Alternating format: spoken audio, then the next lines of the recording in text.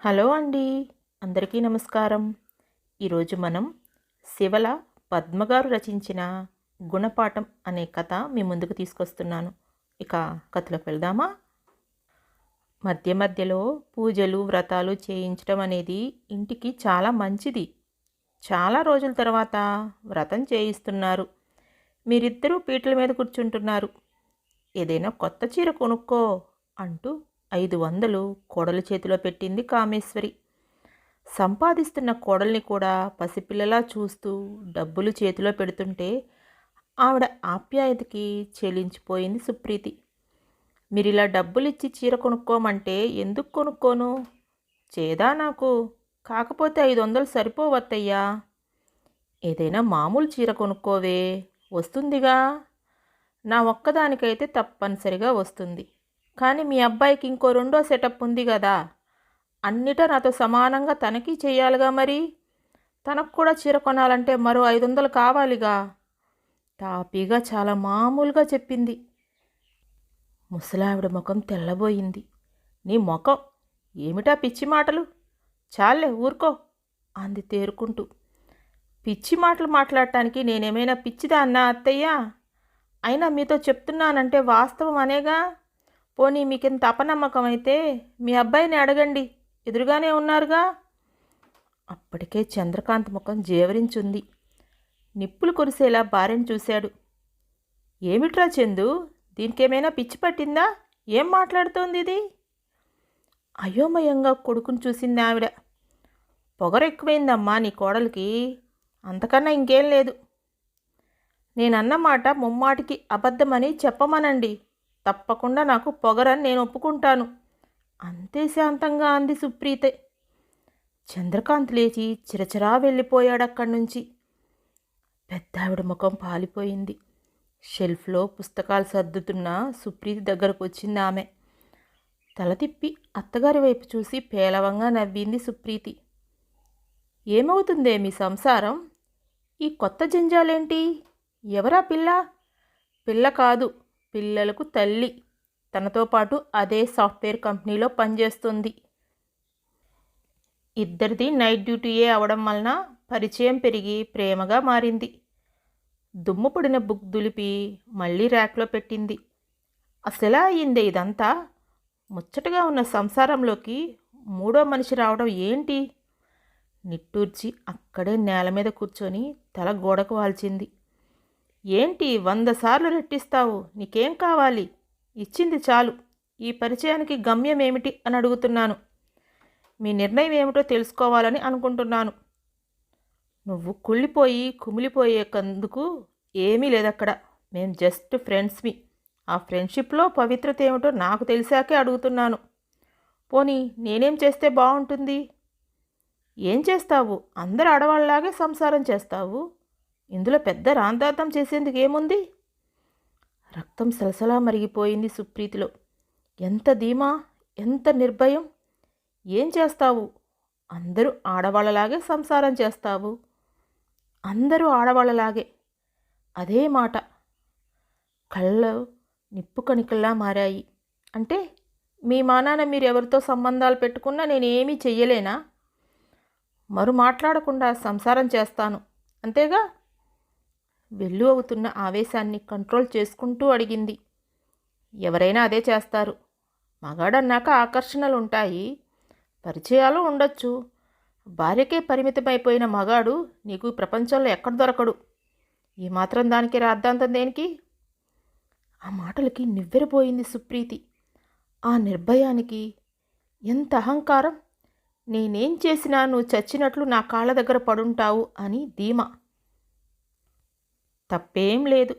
సమాజము స్వయాన ఆడది కలిసి ఇచ్చిన ధైర్యం అది. ఈరోజు ఎక్కడికి పోతుంది?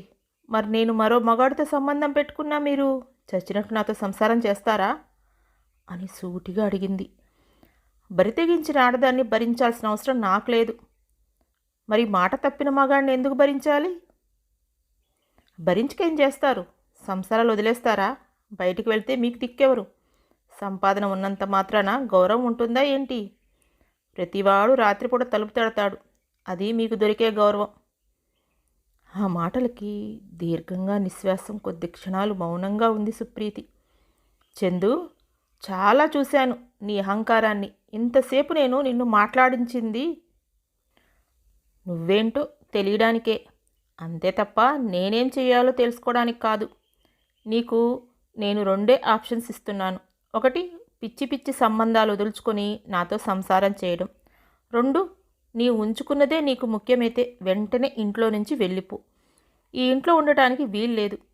కన్నీళ్లు ఒత్తుకుంటూ పరమ పతివ్రతలా నీకు సేవలు చేస్తానని అనుకోవద్దు. పళ్ళు రాలగొడతాను పిచ్చి వేషాలేస్తే. ఇద్దరు ఆడవాళ్ళని మేనేజ్ చేయడం నీకు ముచ్చటగానే ఉండొచ్చు. ప్రతి అడ్డమైన దాంతో నిన్ను పంచుకునేంత అసహనం నాకు లేదు. అవసరం అంతకన్నా లేదు. సో వెంటనే నువ్వు ఇంట్లో నుంచి వెళ్ళిపో. ఆడ తప్పు చేస్తే మీరేదో అంటారుగా, అందుకనే అదే న్యాయం మీకు కూడా. మరో విషయం, మనం కలిసి ఉండము.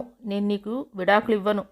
ఇంటి ఖర్చులు, పిల్లల ఖర్చులు, కారు, డ్రైవరు, శాలరీ, ఈ మొత్తానికి అయ్యే అమౌంటు ప్రతి నెల ఫస్ట్కి బ్యాంకులో డిపాజిట్ కావాలి.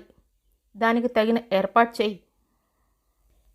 ఈ పద్ధతి ఎందుకంటే ప్రతి అడ్డగాడిద ఓ పిల్లనో ఓ పిల్లాడినో కనేసి వాళ్ళని పెళ్ళాన్నెత్తిన వదిలేసి వాడి సరదాలు వాడు ఎత్తుక్కోవడం ఇప్పుడు ఒక అలవాటుగా మారిపోయింది. ఈ ఇల్లాలు తన దురదృష్టాన్ని నిందించుకుంటూ శేష జీవితాన్ని వారిని పెంచడంలోనే గడిపేస్తోంది. కూలీ నాలి చేసైనా సరే వారిని పోషిస్తోంది. ఇప్పటివరకు ఇదే అవుతోంది. నేనంత చేతగాని దాన్ని గాను. అందుకే ముందుగానే హెచ్చరిస్తున్నాను. ఏంటి బెదిరిస్తున్నావు? తెగరెచ్చిపోతున్నావు? ఈ ఫలాన నేను మెడపెట్టి రోడ్డు మీద గెంటేస్తే ఏం చేయగలవు? ఏం చేయగలవే? కళ్ళెర చేసి ఉరిమాడు చంద్రకాంత్. నువ్వలా చేయలేవురా. ఎందుకంటే అలా చేసిన 24 గంటల్లోగా నువ్వు కటకటాల వెనుకుంటావు. చట్టం కూడా ఈ మాత్రం ఆడదానికి సహకరించిపోయి ఉంటే ఈ పాటికి నీలాంటి మొగుళ్ళు దొరికిన సగం మంది ఇళ్లాలలో రోడ్ల మీదే ఉండేవారు. కానీ మీకు అవకాశం లేదు చంద్రకాంత్. మనం చదువు సంస్కారం ఉన్నవాళ్ళం. వాళ్ళలాగే మాట్లాడుకుందాం. నేను నా జీవితంలో ఏ క్షణము రాజీపడి బతకను. అంతకన్నా నీకున్న సంబంధాల్లో నేను ఒక దాన్ని అవడం సహించను. మన మధ్య సంబంధం బాగున్నంత కాలమే నేను తాళికి విలువిస్తాను. అది లేని నాడు నా దృష్టిలో దానికి ఎలాంటి విలువ లేదు. పూర్తి కమిట్మెంట్తో నేను ఎలా ఉన్నానో నువ్వు అలాగే ఉండాలి. ఇది ఏమాత్రం తప్పినా నీతో జీవితం నాకు అవసరం లేదు. తప్పు నువ్వు చేసావు కనుక నువ్వే ఇంట్లోంచి వెళ్ళాలి. నిర్ణయం నువ్వే తీసుకునే అవకాశం లేదు. ఏం చూసుకొని నీకు ఈ అహంకారం? మొగుడిని ఇంట్లో నుంచి వెళ్ళగొడతావా? మొగుడులా కాక కేవలం మగాళ్ళ ప్రవర్తిస్తే తప్పదు మరి. నేను వెళ్ళను, దాన్ని వదలను. ఏం చేస్తావో చేసుకో అని నిర్లక్ష్యంగా అన్నాడు. తదేకంగా కొద్ది క్షణాలు అతడి వైపు చూసింది. చేసి చూపిస్తాను అని పదునుగా అంది. నిర్ఘంతపోయింది సుప్రీతి అత్తగారు. ఏమిటి ఇదంతా ప్రీతి? నువ్వెంతో జ్ఞానం ఉన్న బుద్ధివంతురాలువి కదే. ఈ సవాళ్ళేమిటి? పాడయ్యేది ఎవరి సంసారమే తల్లి? అంటే ఇది కేవలం నా సంసారమేనా? నా సంసారం అనేది ఆడదానికేనా, మగాడికి కాదు? దీన్ని మనమే కాపాడుకోవాలి. ఒడిదుడుకులు వస్తాయి. ఓర్పుగా సహనంగా మనమే చక్కదిద్దుకోవాలి. సవాళ్ళు ప్రతి సవాళ్ళతో ఏం సాధిస్తారు? నా బంగారు తల్లివి కదా, కొంచెం మంచిగా దారికి తెచ్చుకోమ్మా. ప్రేమతో గెలుచుకో. అంతేగాని పంతాలతో పరిష్కారం దొరకదే తల్లి. ప్రాధేయతగా అంది. అంటే నన్ను ఇప్పుడేం చెయ్యమని మీ ఉద్దేశం? శాంతంగా అడిగింది సుప్రీతి. కోపం తగ్గించుకో, కొంచెం మెత్తబడు. ప్రేమగా దగ్గర కూర్చొని లాలించి తను చేస్తుంది తప్పు అని చెప్పు. తప్పకుండా మారుతాడు. ఆ మాటలకి షాక్ అయ్యి ఆవేశం, కోపం, అవమానం, బాధ, విరక్తి ఇవేవీ కానీ వీటికి అతీతమైన ఒక ఫీలింగ్ కలిగింది ఆ మాట వినగానే సుప్రీతికి. అసలు ఆ మాటకి ఎలా రియాక్ట్ అవ్వాలో అర్థం కానంత స్తబ్దుగా ఉండిపోయింది మెదడు. కూల్ ప్రీతి, కూల్. ఇది తరతరాలుగా యుగాలుగా వారికి తెలిసిన పరిష్కారం. ముందు నువ్వు మాట్లాడుతున్న వ్యక్తిత్వాన్ని గుర్తించు. వారి దృష్టిలో అదే సరైంది. అలాని వందల ఏళ్ల నుంచి వారిని నూరిపోస్తున్నారు కనుక మరో రకమైన స్పందన ఆశించకు. రియాక్ట్ అవ్వకు, విను, అంతే అంతరాత్మ చెప్పింది. ఇందాక చెప్పినట్లు విరక్తి కన్నా అతీతమైన భావనతో అత్తగారు వైపు చూసింది సుప్రీతి. తను నా అస్తిత్వాన్ని, వ్యక్తిత్వాన్ని, స్త్రీతత్వాన్ని అన్నింటినీ అవమానపరిచి మరో ఆడదాంతో సంబంధం పెట్టుకుంటే నేను ఆ అవమానాన్ని దిగమింగి ప్రేమగా లాలించాలా? ఎందుకత్తయ్యా నేనంత దిగజారాలి అని నిర్వేదంగా అడిగింది. మగాళ్ళంటే అంతేనే, మీకు అనుభవం లేదు కనుక చిందులు తొక్కుతారు. కానీ భోగం వాళ్ళతో గడిపి ఇంటికి వస్తే మా అత్తగారు స్నానానికి నీళ్లు కాచుంచేది. మళ్ళీ రాత్రవగానే ఆయన వెంట పడగ్గదిలోకి వెళ్లాల్సిందే. ఇలా చిందులు తొక్కితే ఏం సంసారాలు చేసేవాళ్ళు? వందల కొలది తేళ్ళు జర్రులను తెచ్చి ఒంటి మీద వదిలినట్టయింది ఆమెకి. ఆమెని ఒక్క ప్రశ్న వేసినా తను పిచ్చికిపోవడం ఖాయం. అందుకే మౌనం వహించింది సుప్రీతి. నా మాట విను ప్రీతి, దీన్ని గొడవ చేయకు. కొద్ది రోజులు సహనం వహించు, వాడే దారిలోకి వచ్చేస్తాడు. సంసారాన్ని పాడు చేసుకోకు తల్లి. సుప్రీతి ముందుకు వంగి అత్తగారు 2 పాదాలను చేతులతో పట్టుకుంది. నన్ను క్షమించండి అత్తయ్య. ఈ ఒక్కసారి మీ తరం పరిష్కారాన్ని వదిలి నా తరం పరిష్కారాన్ని ఇవ్వనివ్వండి. ఈ సంసారం నా ఒక్కదానిదే కాదు కనుక కాపాడుకోవాల్సిన బాధ్యత ఇద్దరికీ ఉంది. నా పద్ధతిలో ఒకసారి నన్ను బుద్ధి చెప్పనివ్వండి. పరువు పోతే పరువు పోయే పని మొగుడు చేస్తే దాన్ని పెళ్ళాం కాపాడాలా? నేనెందుకు కాపాడాలి చెప్పండి? ఏం పొందుతానని నేను పరువు కాపాడాలి? తను నన్ను అవమానించి మరో ఆడదాంతో వెళ్తే బయటపడితే పరువు పోతుందని కన్నీళ్లతో అవమానాన్ని దిగమంగి తన పరువు నేనే కాపాడాలా? ఇలా మీరంతా కాపాడబట్టే కదా వాళ్ళంతా నిర్లక్ష్యంగా, నిర్భయంగా అందరితో తిరిగి ఇంటికి వచ్చేస్తున్నారు. అలా కాపాడినందుకు మీకేం వచ్చింది? ఏనాడైనా ప్రేమ, గౌరవం పొందారా? పని మనిషిలాగే కదా బతికింది. ఆ బ్రతుకు కోసమేనా ఈ అవమానాలను దిగమింగటం? అదే దారిలో నన్ను కూడా ఎందుకు అత్తయ్య నడవమంటారు? నేను తనకేం తక్కువ చేశానని ఇలాంటి పని చేశాడు? వాడు చేసింది తప్పే, అందుకు క్షమించమంటున్నాను. ఆయన అలా అనడం లేదు. ఏం చేసుకుంటావు చేసుకో అంటున్నారు. అదే నేను చేసి చూపించాలనుకుంటున్నాను. దయచేసి నన్ను మన్నించండి. మీరేం నాకు చెప్పద్దు. రండి. మావయ్య గారు ఎలా ఉన్నారు? చిన్నత్తయ్య గారు, మీ ఆరోగ్యం ఎలా ఉంది? ఆయుర్వేదం మందు కంటిన్యూ చేస్తున్నారా?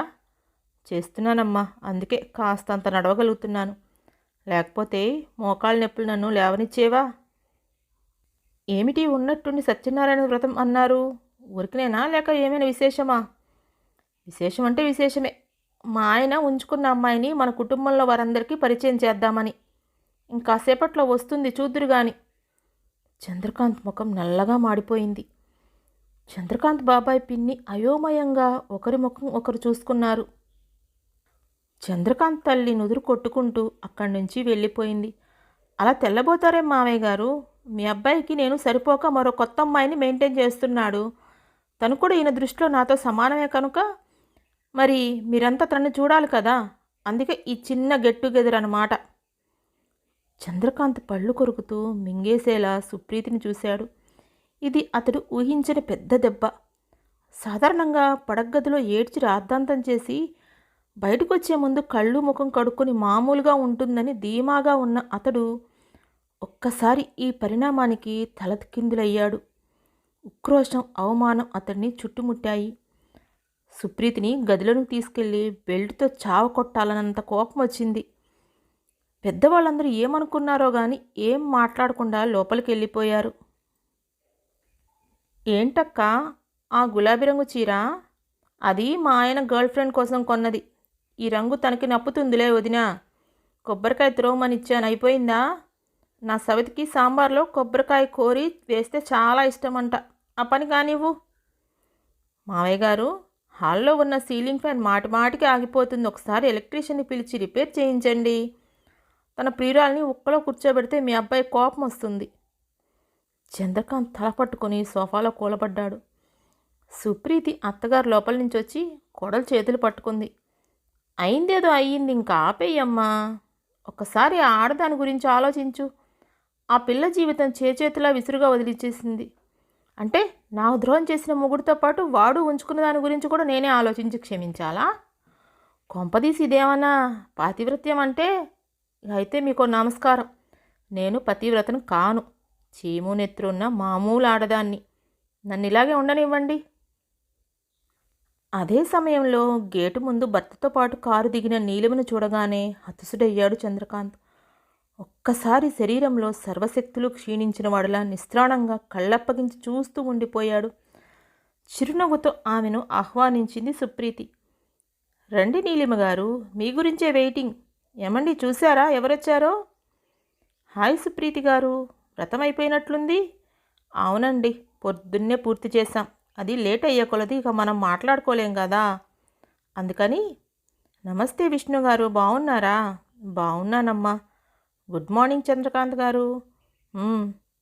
ఇదో గుడ్ మార్నింగ్. సణుక్కుంటూ పైకి బలవంతాన నవ్వు పులుముకున్నాడు చంద్రకాంత్. వచ్చిన చుట్టాలంతా ఆశ్చర్యంగా కుతూహలంగా నీలిమని చూస్తుంటే తలెక్కడ పెట్టుకోవాలో అర్థం కాలేదు అతడికి. మృదు స్వభావి సున్నిత మనస్కురాలు ఎల్లప్పుడూ నవ్వుతూ తుల్లుతూ ఉండే సుప్రీతిలో ఇంతటి క్రోధం కూడా ఉందని మొదటిసారి అర్థమైంది. అప్పటికే పరిస్థితి చేయి దాటింది. నీలిమ గారు, వారు మా అత్తయ్య మావయ్య గారు. వీరు మా చిన్నమావయ్య గారు అత్తయ్య. వీళ్ళు నా కజిన్స్. తనేమో మా వదిన. ఇవాళ నుంచి వాళ్ళకి నేనెంతో మీరు అంతే. ఆమె తెల్లబోయి ఒక మారు చంద్రకాంత్ వైపు చూసింది. అతడు తల తిప్పుకున్నాడు. ఇకపోతే తను నీలిమ. పెళ్ళైన 6 ఏళ్లకే నాతో సంసారం విసుగెత్తిన మా ఆయన ఎంచుకున్న కొత్త పార్ట్నర్. పదునుగా ఒక్కొక్క అక్షరాన్ని విడదీసి పలికింది. నీలిమ ముఖం తెల్లగా పాలిపోయింది. షాకింగ్గా సుప్రీతిని చూసింది. ఆమెకు నోటి నుంచి మాట రాలేదు. ఆ గది అంతా చిక్కని నిశ్శబ్దం అలుముకుంది. విష్ణు నివ్వెరపోయి సుప్రీతిని నీలిమను మార్చి మార్చి చూడసాగాడు. తను విన్న వాక్యంలోని భావం అర్థమవుతున్న కొలది అతడి ముఖం ఎరుపు రంగులోకి మారడం మొదలైంది. ప్రీతిగారు, మీరేం మాట్లాడుతున్నారు? ఏంటిదంతా? అసహనంగా అడిగాడు. క్షమించండి విష్ణుగారు, మీకు బాధ కలిగించేదైనా ఇది నిజం కాదని అబద్ధమని వాళ్ళు చెప్పగలరేమో అడగండి. భర్త వంక తీక్షణంగా చూస్తూ అంది సుప్రీతి. వాట్ ఈస్ దిస్ నాన్సెన్స్ ప్రీతి? నువ్వేం మాట్లాడుతున్నావు అర్థమవుతుందా? తడబాటు ఉక్రోషం రెండూ తొంగి చూశాయి నీలిమ గొంతులో. నిజమేనమ్మా, నాకు కూడా చాలా టూ మచ్గా అనిపించే మా ఆయన్ని హెచ్చరించబోయాను. నేను దాన్ని వదలను, ఏం చేసుకుంటావో చేసుకోపో అన్నాడు. మరదే మాట నువ్వు కూడా మీ ఆయనతో అనొచ్చుగా, అలా భయపడతావేం? అరే ఏడుస్తావేంటి నీలిమా? నిప్పుతో చెలగాడమాటానికి సిద్ధపడ్డప్పుడు తెలీదా పర్యవసానం ఎలా ఉంటుందో? పెద్ద పెద్ద చదువులు చదివి పెద్ద ఉద్యోగాలు చేస్తున్నారే, 4 మాయమాటలు చెప్పగానే భర్తని సంసారాన్ని విస్మరించి వాడి మాయలో పడిపోవడమేనా? ఏ ధైర్యంతో మరో ఆడదాని సంసారంలో నువ్వు అడుగుపెట్టావు? దానికి నా మొగుడు నీకిచ్చిన భరోసా ఏంటి? అసలు మీరిద్దరు కలిసి నా గురించి ఏమనుకున్నారు? తెలిసినా ఏడుస్తోంది, గొడవ చేస్తోంది, అంతకన్నా ఏం చేస్తుందిలే అనుకున్నారు కదూ. నీకింత ధైర్యం, భరోసా, సపోర్ట్ ఇచ్చి తన వల్లోకి లాగిన నా మొగుడు ఇలాంటి పరిస్థితుల్లో నిన్నెలా కాపాడతాడో అసలు ఎప్పుడైనా ఆలోచించావా? ఇప్పుడేంటి నీ పరిస్థితి? కట్టుకున్న మొగుడా, ఉంచుకున్నవాడా? ఏవైపు నీ దారి? చివాల్ని లేచిన విష్ణు చెరచెర ఆ పరిసరాల నుంచి వెళ్ళిపోయాడు. నీలిమ ఏడుస్తూ అతన్ని అనుసరించబోయింది. సుప్రీతి కఠినంగా ఆపింది. నీలిమ, నువ్వు వెళ్ళడానికి వీల్లేదు. నా ప్రశ్నకు జవాబు మీరిద్దరూ ఇచ్చిన తర్వాతే నువ్వు వెళ్ళగలవు. ప్రీతి, నీ పద్ధతేం బాలేదమ్మా. చదువుకున్న దానవై ఉండి ఇలా చీప్గా ప్రవర్తిస్తున్నావు. ప్రీతి మావగారు నిష్ఠూరంగా అన్నారు. పేలవంగా నవ్వింది ప్రీతి. నాకు తెలుసు మావయ్య గారు, ఇక్కడున్న వారెవ్వరూ ఈ రకమైన చర్యను తట్టుకోలేరు. వారి దృష్టిలో ఇది బజార్ను పట్టం.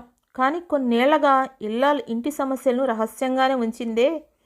భర్త పరువుని, తన పరువును కూడా కాపాడుకుందే. ఇంటికి పిల్లలకి అంకితమైన తనను నిర్లక్ష్యం చేసే అవమానపరిచి భర్త ఎవరితోనో తిరుగుతూ ఉంటే 4 గోడల మధ్యన ఏడ్చి ఊరుకుందే. మరి ఇలాంటి భర్తలో కొందరైనా మారారా? తమ తప్పు తాము తెలుసుకొని భార్యకి క్షమాపణ చెప్పారా? 3 ముళ్ళకి 7 అడుగులకి విలువ ఇచ్చారా? లేదు కదా. పైగా వారికి చాలా బలమైన నమ్మకం ఏమని ఏర్పడిందంటే, తామెన్ని వెధవ పనులు చేసినా, ఎవరితో అక్రమ సంబంధాలు పెట్టుకున్నా భార్య చచ్చినట్లు తన పరువు కాపాడుతుంది తప్ప బయటికి రాదని. ఆ రకంగా తమకు డోకా లేదని. ఆ ధైర్యమే మరో మగాడైనా మీ అబ్బాయిని ఏం చేసుకుంటావో చేసుకోపో అనేలా చేసింది. ఇదేగా శాంతానికి సహనానికి పరువుగా ఉన్నందుకు దొరికిన ఫలితం. ఇంతకన్నా ఏ ఇల్లాలకైనా ఇంకేమైనా దొరికిందా? అంతెందుకు, ఇప్పుడు కూడా నాకు తెలిసిన 4-5 ఇల్లాళ్ళు ఇదే సమస్యతో కుములుతూ ఉన్నారు. కుమిలిపోతూనే పరమ పతివ్రతుల్లా భర్తల పరువును కాపాడుతున్నారు. వారి దృష్టిలో ఆడదాని బ్రతుకు అంతే, తాము అంతకన్నా ఏం చేయలేం. ఇది వారి మానసిక స్థితి. అందుకే తరతరాలుగా సాగుతున్న ఈ పాత కథని ఓ కొత్త మలుపు తిప్పాలనిపించింది. ఇల్లాలే శిక్ష వేయదలుచుకుంటే ఏ రకంగా శిక్షించగలదో చూపించాలనిపించింది. ఇక్కడున్న మీరంతా నాకు పతివ్రత ధర్మాలు చెప్తారే గాని మగవాడికి కమిట్మెంట్ ఎందుకు నేర్పించరు? సంసారం మీ ఇద్దరికీ ముఖ్యమే, దాన్ని సంరక్షించుకునే కాపాడుకోవాల్సిన బాధ్యత మగవాడికిగా నీకు కూడా ఉంది అని మగవాడికి ఎందుకు చెప్పరు? ఒకసారి తాళి కట్టేశాక ఇక నీ కాళ్ళ దగ్గరే పడుంటుందనే అహంకారం తప్పు. భార్యని గౌరవించు, తన ప్రాముఖ్యత తెలుసుకో అని ఎందుకు చెప్పరు? అసలు తప్పు చేసిన మగవాడిని ఎవరు ఎందుకు నిలదీయరు? అదో పెద్ద ఇష్యూ కానట్లు చూసి చూడనట్లు ఎందుకు వదిలేస్తారు? ఆడది మౌనంగా వింటుందనా? మొగుడు తప్పు చేసినా తాను తల వంచుతుందనా? తానేమైనా చెయ్యొచ్చు, తనకు ఆ స్వేచ్ఛ ఉందనే భావన తరతరాలుగా ఎందుకు మగవాడిలో పెంచుతూ వస్తున్నారు? ఇప్పుడు కూడా నా మొగుడు ఇంత నమ్మకద్రోహం చేస్తే దగ్గర కూర్చొని ప్రేమగా లాలించి మార్చుకోమని చెప్పింది నా అత్తగారు. అదే పని నేను చేస్తే కొడుకు అదే సలహా ఇచ్చి ఉండేదే.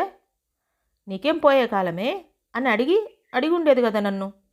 ఏమమ్మా నీలిమా, చూస్తున్నావుగా మీరు చేసిన ఈ పనికి పర్యవసానం ఏమిటో? ఏం, నువ్వు కానీ నా మొగుడు కానీ పెళ్లి చేసుకున్నప్పుడు కళ్ళు మూసుకొని చేసుకున్నారా? ఇష్టపడేగా చేసుకున్నారు. మరి ఆయనకి భార్య మీద నీకు మొగుడి మీద ఇంత విరక్తి ఎందుకు వచ్చింది? ఐటీ ఉద్యోగాల పేరుతో కలిసి పనిచేసే ప్రతి చోట బాధ్యతలు మరిచి ప్రేమాయణాలు సాగిస్తే దాని ముగింపు ఎలా ఉంటుంది అనుకుంటున్నారు? ఇలాగే ఉంటుంది. ఆకర్షణలు ఆడామగకి సమానమైన దాని ఫలితాలు ఇరువురి జీవితాల్లో చాలా వేరుగా ఉంటాయి. ఇద్దరు ఒకే తప్పు చేశారు. ఈయన నా ఇష్టం అన్నాడు, నువ్వెళ్ళి ఆయన కాళ్ళ మీద పడతావు. అది తేడా. సుప్రీతి మామగారి వైపు చూసింది. మామయ్య, నేను ఇదివరకే ఆయనకు చెప్పాను. తాను చేసిన తప్పుకి మీ అందరి ముందు నాకు క్షమాపణ చెప్పి ఇకపైన ఒళ్ళు దగ్గర పెట్టుకుని సంసారం చేస్తేనే మా ఇంట్లో ఆయనకి చోటు. లేకపోతే తను ఈ ఇంట్లో ఉండటానికి వీల్లేదు. మీరంతా ఆయనకేం చెప్తారో అది మీ ఇష్టం. ఆడదంటే అన్యాయాన్ని సహిస్తూ అణిగిమణిగి పడి ఉండేది అనే భావన ఇకనైనా మార్చుకుంటే మంచిది. చెప్పాల్సింది చెప్పి లోపలికి వెళ్ళిపోయింది సుప్రీతి. ఎలా ఉంది సకులు? మీకు కథ నచ్చితే లైక్ చేసి షేర్ చేస్తారు కదా. మీ అభిప్రాయాన్ని కామెంట్ రూపంలో తెలియచేయండి. Thank you.